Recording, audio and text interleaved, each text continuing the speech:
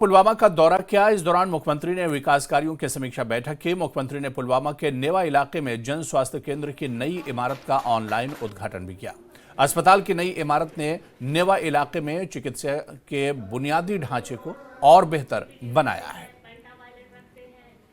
ठीक है, जो यहाँ पे हमारा पुराना हॉस्पिटल था, पुरानी बिल्डिंग थी, उसमें काम करने में बहुत मुश्किल होता था।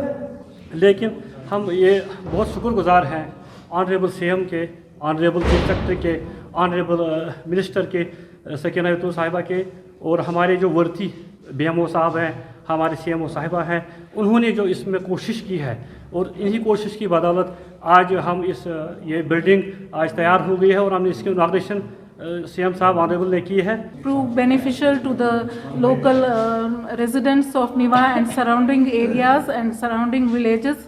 And we have many more sections here. We have a medical OPD here, dental OPD here, gynae OPD. We have mental health service.